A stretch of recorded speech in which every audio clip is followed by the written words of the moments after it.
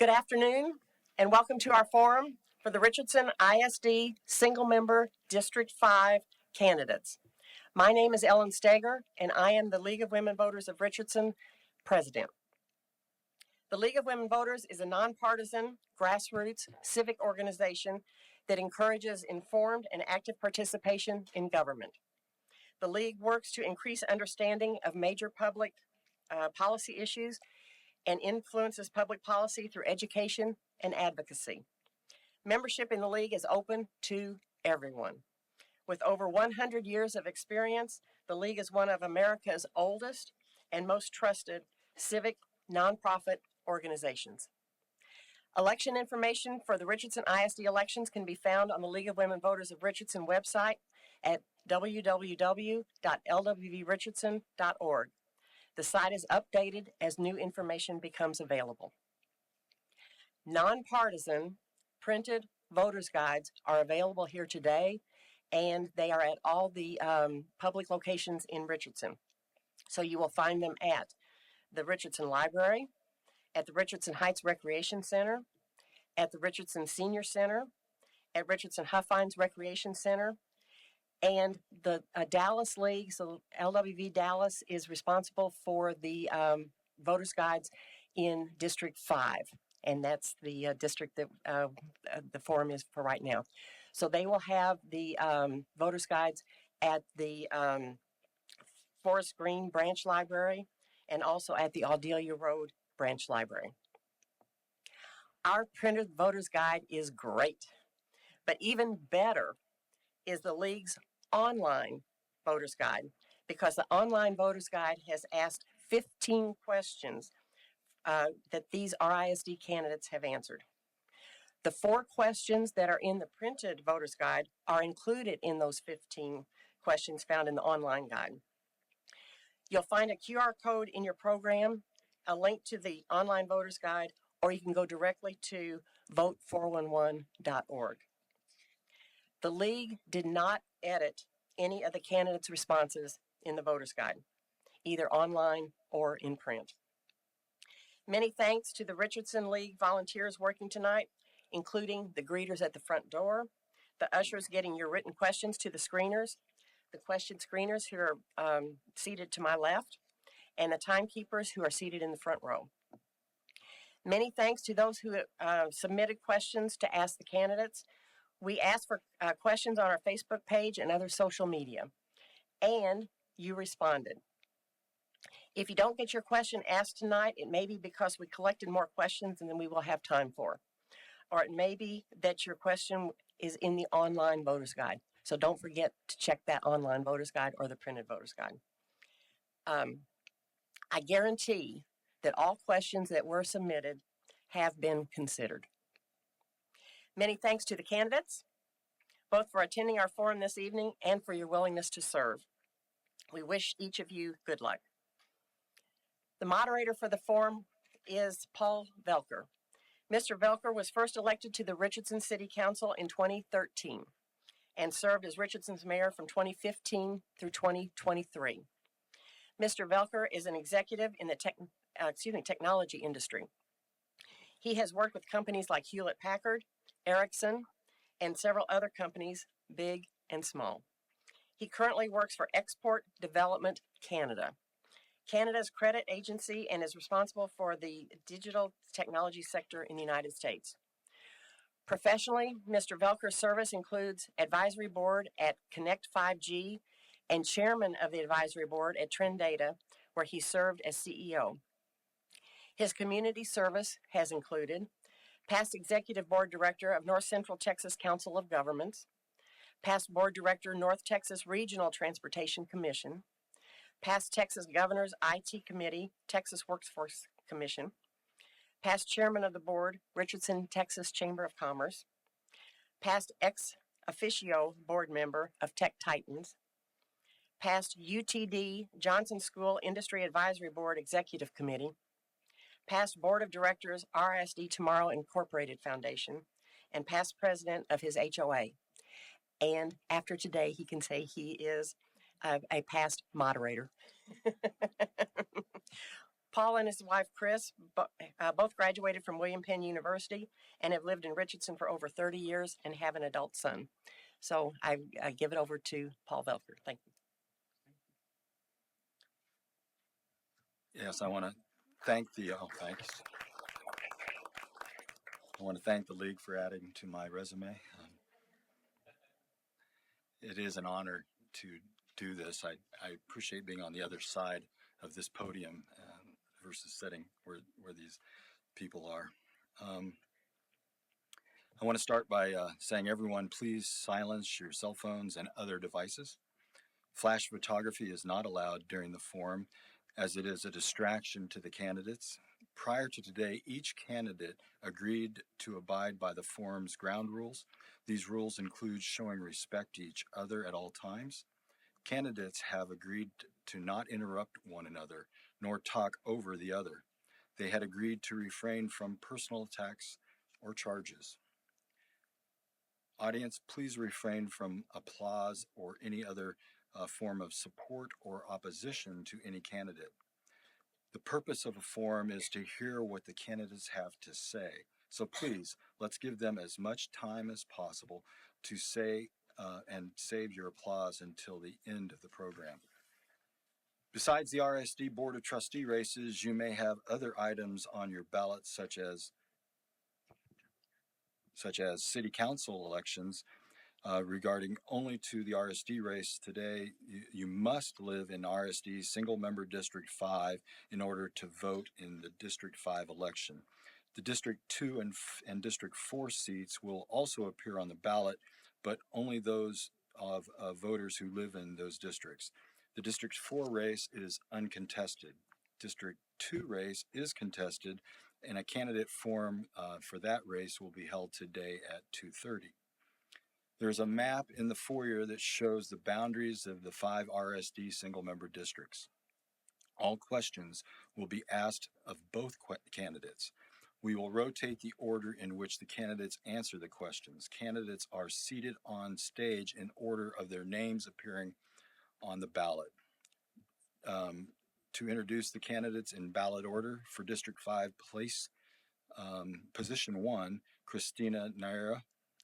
For District 5, on ballot position 2, Trustee Rachel McGowan.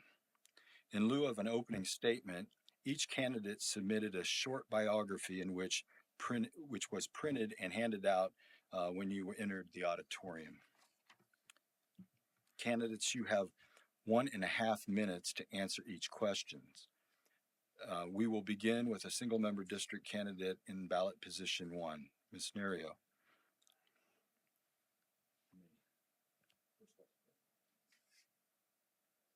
Should have brought this with me.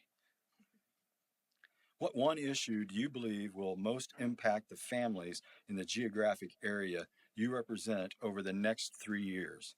How would you address this issue?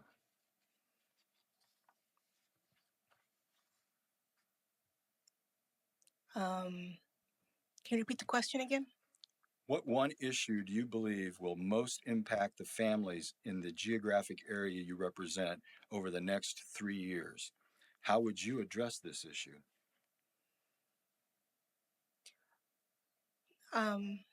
Well, I believe it's all about the parents to be more involved in the community for their children. Teamwork between parents and administration, teachers. So.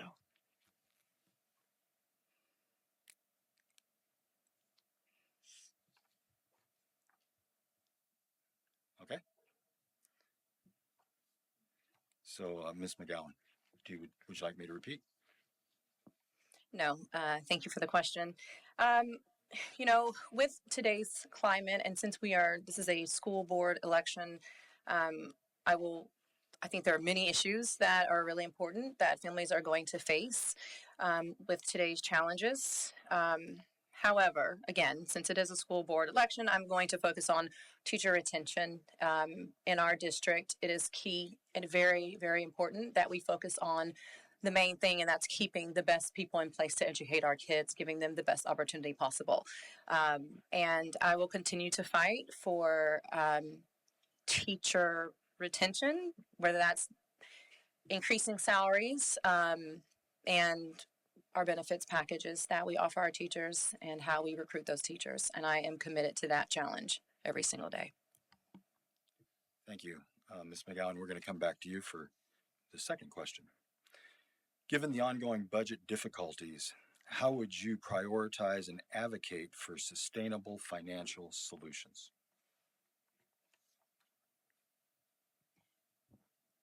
Another great question. Well, we are under severe budget constraints. Every district is in the state of Texas and the United States. How I would prioritize that is honestly, leadership is the most critical piece in who we hire and who's at the top and who's going to control those funds. And we've hired an amazing superintendent and her staff, and we're entrusting that her staff knows what to do and how to prioritize those funds. We cannot, as a board, that is not my job to tell them how to prioritize funds. We're to oversee and make sure that, you know, they're doing the best thing and the best people are in place. So I'm going to say, you know, it's not my job really to prioritize those, but to make sure that we have the right people in place in leadership in our district that will, that we entrust to do that for us. Thank you. Ms. Nira. Well, to be totally honest, I would just look further into the issues and try to improve overall financial management, stuff like that. To work with the superintendent, give her ideas, have it kind of like a strategy plan. So that's my opinion.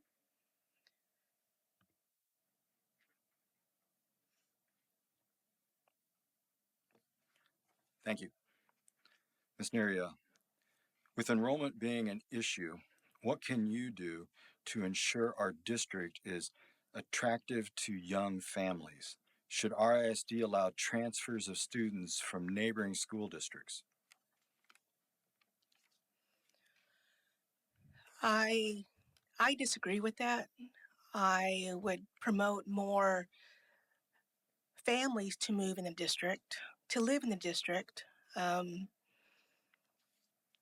promoting our schools and our beautiful neighborhoods, but not transferring to other districts. I disagree with that. Ms. McGowan.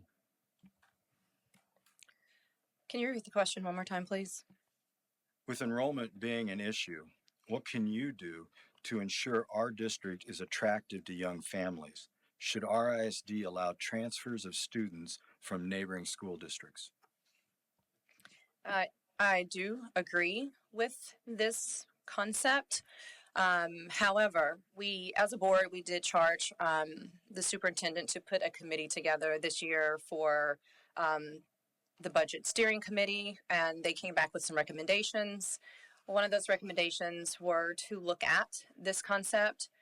It is something that not one person makes a decision of. It is something that 7 others will help create, not create, but to make that deciding decision. So it is not on just one person to make this decision. However, I do not disagree with opening or having or allowing others to transfer into our district. Our neighboring districts do allow transfers into their districts. With the budget deficit that lies ahead of us, we have to be creative in how we bring in funds for our district. As you know, like, if butts are not in seats, we do not get paid. So I'm not going, I am open to creative ways of creating more financial cushion for our district. And I would say, yes, I am in support of allowing transfers into our district with very creative requirements that surround that and policy that we entrust our superintendent and her cabinet to put together.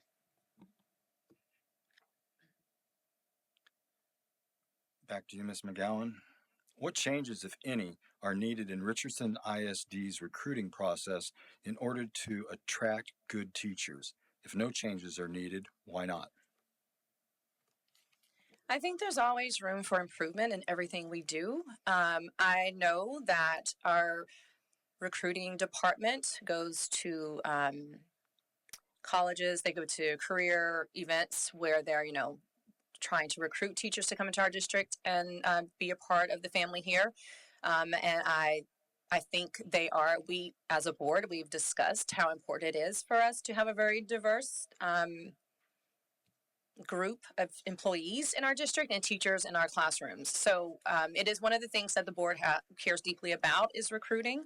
And I do think our district is doing a good job at the recruiting methods. Ms. Neri.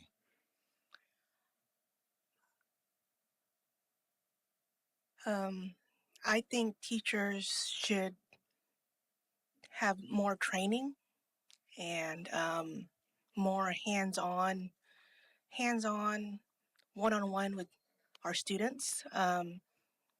See what their weak spots and their strong spots. Be more concerned about their students' education, their achievement. I think, more teachers should have more training, and just be more involved in their classroom setting, students. So. All right, next question, Ms. Neri. Can you commit to always respond to a constituent if you are contacted with a question? How would you show that their question or concern was heard? Yes, I would be very committed to their to their concern, and be there for them, actually. Listen to them, hear them out, work with them. It's about working with them. Ms. McGowan. That's okay. So Can you repeat the question for Sure. me? And I'm sorry, I know No. I forget. Really. So, Ms. McGowan, can you commit to always respond to a constituent if you are contacted with a question? How would you show that your question or concern or that their question or concern was heard? Well, yes, I can commit to always responding to constituents and their concerns. As being a trustee, you are entrusted with the community and their children, their most precious assets, their money, tax dollars that are getting poured into our schools. Without our communities, we have nothing, right? And so, as a trustee, I have received many emails over the past three years. I've had lots of coffee, I've had lots of teas, and I'm not a coffee drinker. And I am committed to meeting every single one of those individuals, every single kid that wants to talk. And every one of those emails that I receive, I stress about getting back and responding back to those parents immediately. Ms. McGowan, back to you for the next question. What specific criteria or measures would you prioritize to evaluate a superintendent's performance related to advancing student performance and adhering to district goals? Would you recommend superintendent's constraints to ensure adherence? That's a deep one. All right. So yes, I would recommend constraints. We do have board goals, so we follow those goals, and I recommend matrix that we prioritize in meetings. That 50% of our meetings that we run are focused on student academic achievement, and that we measure our superintendent based on the achievement of our kids, not just by MAP scores, not just by STAR testing scores, but something that we look at, again, 50% of our meetings that we are covering those achievements and how her administration decides to measure that is brought forth to our board and that we are discussing that faithfully. And I believe that in the end, after countless meetings and when it's time to evaluate the superintendent, there are no surprises. We have record of everything. We've had the conversation, we've had the presentations, the communities have been able to see the presentation and see the data points. And that is how I believe a superintendent should, that's one of the things I think we should measure our superintendent based off of. Ms. Neary. I believe we should measure our superintendent by how she's involved with the community, how she's involved with parents, how she's involved with all the schools, with how she makes the difference with it's overall the community. It's how she's there for the people. Back to you, Ms. Neary. Beyond running for trustee, how have you been personally involved in RISD? As I am not involved, I do my best to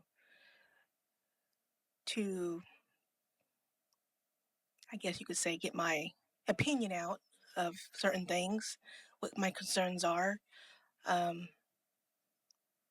But in what I feel, I guess you could say, it's all about the children and seeing them achieve their through education and curriculum. Ms. McGowan. I am a parent first. I'm a proud graduate of Lake Highlands High School. I attended Stoltz Road Elementary, Forest Meadow Junior High, now middle school, and graduated from Lake Highlands High School. As a parent, I sit on the Stoltz Road Elementary board. I sit on the our dual language program board. Dual language is a program that we are piloting in our school district, and Stoltz Road is the first elementary school that is part of that pilot program. And my daughter is a six-year-old who is a first grader in the dual language program. So I sit on that board as well. I'm proud to say that our Stoltz Road Elementary PTA is a newly formed PTA that is raising funds at a Title I school that's going to support our teachers and parents.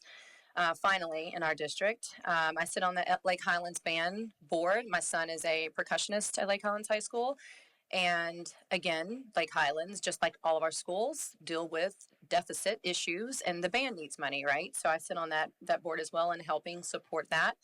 I sit on various committees throughout the district. I am part of the Lake Highlands Women's League, YMSL, which is the Young Men's Service League organization here in our district. My son and I commit to service hours with them. And there are others, but just to name a few. That's, as being a parent, that's what I'm doing outside of school board. Well, back to you, Ms. McGowan. What are your priorities for inclusion in the next RISD bond election? And what are your top priorities for the next 3 years?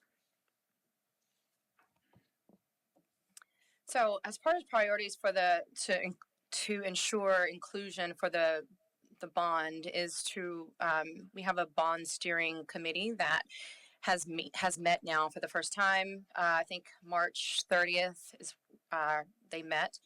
We charged the district to put this steering committee together that will include parents from all over the district so that no one is excluded. We put a call out in emails, we put a call out, we marketed that on Facebook and all of the social media forums so that there would be no signs of exclusion, but inclusion. I've shared it with friends. And again, all we can do is continue to share and let the public know that, we are putting a call out and we want everyone involved in our decisions when it comes to steering any decisions that we make for the school district. Can you repeat the second part? What are your top priorities for the next 3 years? My top priorities for the next 3 years are to ensure that our teachers are that they are provided for, that they are taken care of, that we provide financial stability for our teachers, that we provide the accurate benefits for our teachers to ensure that they can be in our classrooms and they are compensated correctly. And we need to increase on that. We need to take care of our paraprofessionals. We need to increase funds on that. So top priorities are financial stewardship in the district, let alone to our taxpayers and our families as well. And academic achievement, closing and continuing to strive, raising the bar on academic rigor, and continuing to push our students in closing those achievement gaps. We still have a way to go. We are making great strides. We are making improvements, but I want to ensure that we continue on that path. Thank you. Ms. Neria. I'm still looking into the issues on that first part of the question and looking for ways to improve it. On the second part of the question, again, I am really into parents to be more involved, have a better transparency between parents and teachers for the children's curriculum, and just improving the community, really. So. Thank you. Back to you, Ms. Neria. How do you plan to navigate the impending fiscal crisis with transparency to the public?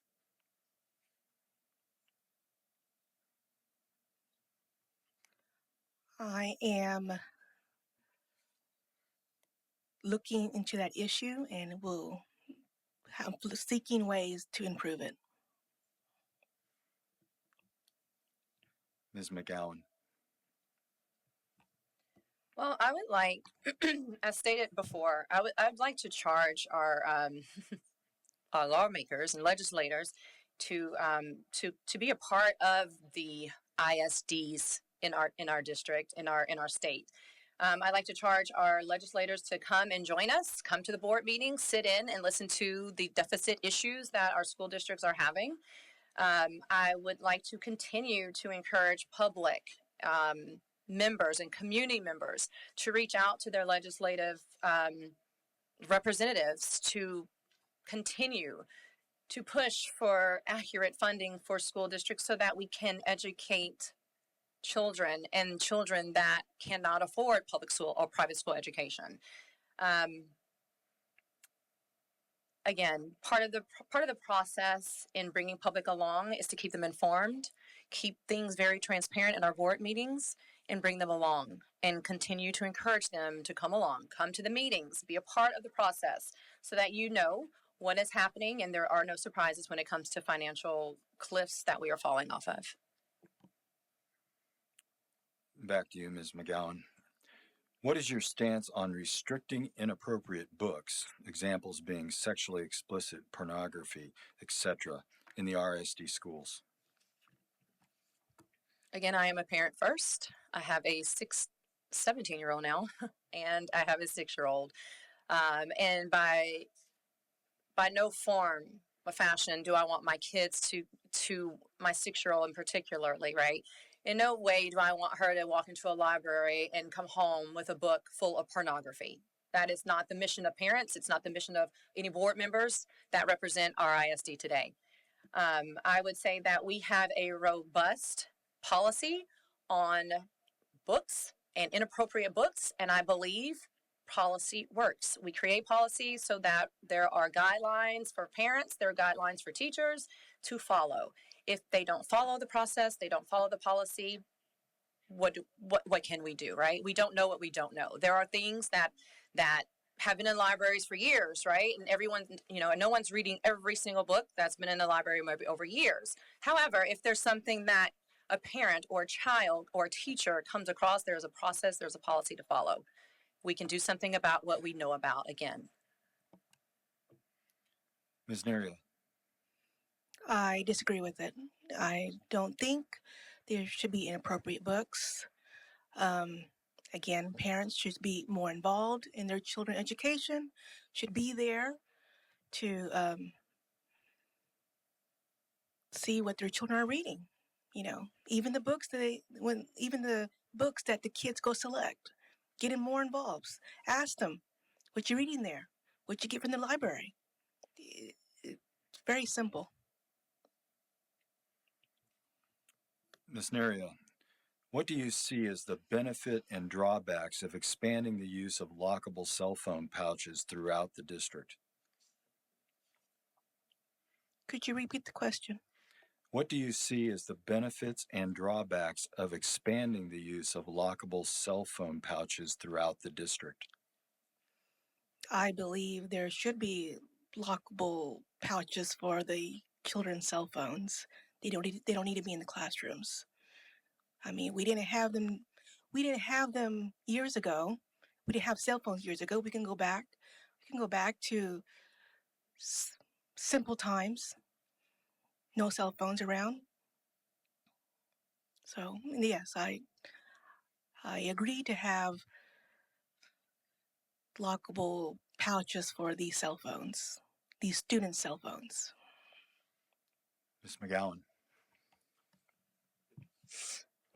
I voted for yonder pouches after lots of thought behind it. Again, I'm a parent first. With the safety issues and concerns, I heard a lot of concern from parents regarding safety issues that we've seen. I'll use the example of school shootings in classrooms, and parents just really afraid, like, what will I do if my child is caught in a situation and they can't access a cell phone? They don't have a way. And so it was school board trustees, all of us, right, that had to deal with that, and parents, and speak to parents on that, and really bring them along with us about the why behind this and what it really does mean for children to follow the rules when we are in trouble or in danger in our classrooms. It is not the cell phone that's going to keep us safe. It's not the cell phone that's going to that's going to give you information and how we're going to get to safety, right? And so it's important that our children are listening to the rules and to our teachers in those circumstances. So I am an advocate for and it took a while to bring me to this decision as well, because I'm a parent. Of course, we want our kids to be able to reach us. But it's important that our children are listening to the teachers and trusting the process. So I think the yonder pouches have done us well. It's given time back to our teachers to teach in our classrooms. It's just another layer of support to our teachers. So I think we need to continue the movement of yonder pouches in more ways than not across our district. Thank you. Ms. McGowan, do you support expanding magnet programs to more or even all Richardson ISD campuses, with each campus having a specific focus? Why or why not? Well, I love that question, and I would say yes. That's exciting to me. I think creativity in our classrooms in our district is going to make us more competitive in ISDs. Richardson has to have the it factor for our families that are looking at districts, right? You are shopping for school districts. I think magnet programming is important. I think we should back that up with curriculum, so that parents know exactly what they're getting when they're walking into a magnet program. I do like the idea of having more magnet programming. I don't know that we need to create every school in that sense and make certain programming or make every school some form of magnet programming, but yes, I do like the idea of our magnet programming and expanding that in our curriculum, and just more creative ways of teaching our students and giving them the tools that they need in the future. Ms. Neria. Yes, I agree with Rachel. Yeah, there should be more magnet programs, and it should be in all schools.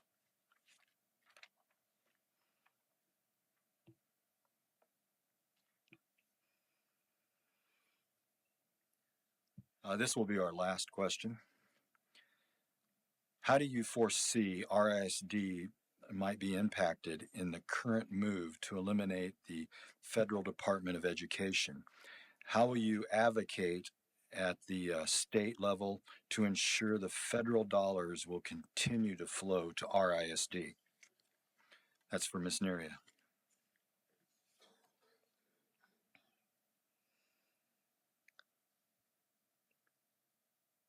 I am kind of biased with that question, so bear with me.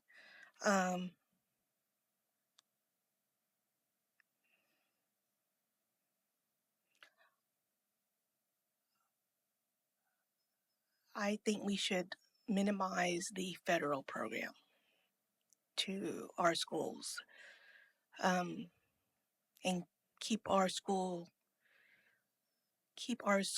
our district to the state.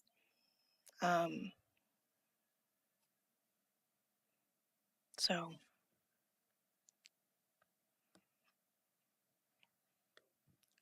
Thank you. Ms. McGowan. I think children are and should be the priority in our country. I think at the top of our priority list should be our children and how we educate our children in our country. I mean, what could we pour money into that would have a higher rate of return, right? What could we pour money into that would deliver a higher rate of return outside of children and people? And I think with federal dollars being pulled out of public schools, I think that's a dead. I think it kind of tells you all about what our federal lawmakers feel and how they feel about public schools. Now, if those federal dollars are going to be given and poured down and allocated to the state, and they're going to leave it up to the state to allocate those dollars to our students, great. Keep the money coming. But if they're going to cut off all federal dollars and that money is not going to be brought down to the state level and then given out to districts, I think there lies a problem. I would tell our school districts, not tell our school districts, but I would encourage people, right, or our district leaders, that we just need to continue to advocate at the legislative level. And we talk to our local legislators, and we talk to our state level. And I think it's important that we continue to advocate for all the grant money that's out there, which we do, and any benefits that will benefit our teachers and students. Thank you. Our time for questions has expired, so thank you for all the answers that you gave. Closing statements will be made in reverse ballot order. Each candidate will have 2 minutes for closing statements. Your program may have said 1.5 minutes, but it was agreed upon prior to do 2 minutes. We will begin the single member District 5 ballot position to Ms. McGowan. 2 minutes. Thank you for having me today. Thank you for the honor of serving our school district for the past 3 years. It's been short. It's gone fast, and that is why I'm here running again. It's gone too fast. We've made great strides in our district, and I want to be here to ensure that those strides continue. As a board, we voted to give the largest pay increase to teachers in the history of RISD. I'm excited about that. I want that to continue. I want to raise the salaries of not just our teachers, but our paraprofessionals that are making maybe $20,000 a year, and that's just not enough money to take care of our greatest assets in our classrooms. I want to continue to steward the graduation profile program that we set out for our students, making sure that all of our students leave our school district with a financial literacy component. It's key. It's important. It's time. It's overdue. I want to ensure that we continue to legislate for maternity benefits and paternity benefits. And instead of there are no benefits. There are no maternity benefits for teachers in ISDs. Time out. It's time out for that. It is time that we take care of the greatest assets in our country and in our lives daily, and that's our children. And the way we do that is to make sure that we have leaders in place that are dedicated fully with their hearts first in those classrooms and in these buildings, behind these walls. This is not a political playground. There's no time for that. It's not about politics. Our children don't care about the politics. And we should probably take note of that. We should probably learn from the children in providing the best thing and the highest quality of education that we can in our school district, making us making us the why, making us number one, and making sure we bring more people to Richardson School District. Ms. Neria. Thank you for your time and patience. Allow me to be here. It's all about the children and their parents and what they want for their children. Back in '98, RISD, Lake Highlands, RISD, altogether, used to be the envy of the nation, the top school, one of the top schools. So, again, I just feel like our children come first. They come first. Their education, the community, parents, their concerns, what they want out of their children, because we're a team between our children, parents, and teachers. Thank you. Let's give a big round of applause for both of these candidates. And how about that good job that Paul Velker did? Thank you so much, Paul.